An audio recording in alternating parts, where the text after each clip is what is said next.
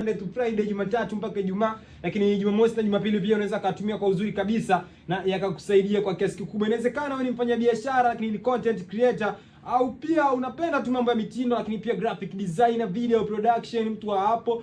Yote hayo teknolojia imerahisisha mambo sana. Kuna kitu kinaitwa Pinterest, wengi inawezekana wanaifahamu au hawaifahamu. Kama uifahamu, Pinterest ni soko ambako kuna vitu vingi kule ndani. Kuna watu wa graphics mara nyingi wanapenda kutumia kwa ajili ya kupata idea mbalimbali za kutengeneza graphics zao, lakini pia watu wa mitindo, kuna aina nyingi sana za mitindo watu wamepakia kule. Lakini watu wa ubunifu mbalimbali, vitu vyao viko kule. Inawezekana mtu wa fashion, vitu vya fashion vipo kule sana vingi. Wakitaka kuwa noma kabisa, nikisikia unatumia Pinterest naona kabisa ni mtu noma na mtu ambaye umechangamkaga, maana kule kuna idea nyingi sana. Sasa hiyo idea ya Pinterest, vitu ambavyo utakutana navyo kule, ukivimix na vitu vyako ambavyo una idea navyo, unakuwa umetengeneza kitu kimoja ambacho ni noma kabisa. Sasa Pinterest sasa hivi alichokifanya, wameamua kwanza kuunganisha Pinterest na Instagram. Sasa hivi una uwezekano mkubwa sana. Hii ni kwa wale ambao mara nyingi wanaona uvivu kuposti Instagram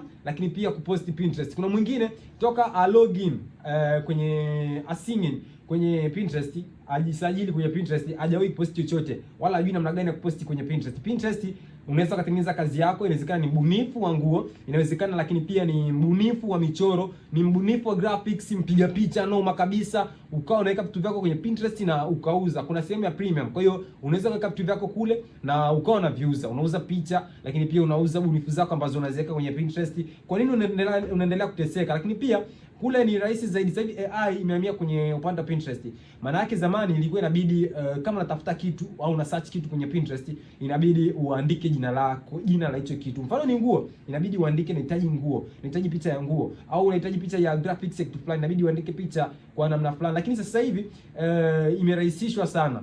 Unawezekana ukaposti kitu kwenye Pinterest hata usipoiandikia caption ndefu sana, mtu akiwa anatafuta kile kitu, AI tayari imeshakijua hii ni nguo. Mtu akisearch nguo anakuja analetewa na zile nguo. Lakini kama ni graphics labda ya radio, inakuletea pale ile graphics pale ya namna fulani. Lakini pia kama ni idea kitu fulani, moja kwa moja Pinterest wenyewe wanakuletea. Na wamerahisisha sana na imekuwa nyepesi sana, hasa kwa wafanyabiashara ambao mara nyingi wanakuwa ni wavivu kuandika caption ndefu, au mtu ana kitu chake anajiuliza, hivi niandike caption gani hapa hivi ambayo itakuwa ni kali sana, ambayo inabidi algorithm labda ya tofauti na sasa tunazungumzia kwenye Instagram, Facebook, TikTok wanatumia algorithm. Kwa inabidi uandike pale ili mtu anapokuwa na search kitu kije moja kwa moja. Lakini kwenye Pinterest imekuwa ni tofauti sana, na haya ni mabadiliko makubwa au mapinduzi makubwa kabisa kwenye upande wa teknolojia. Wewe kwa upande wako, hem, tuambie unatumia vipi hichi kitu? Unatumia vipi ili saga la Pinterest kubadilisha mchongo?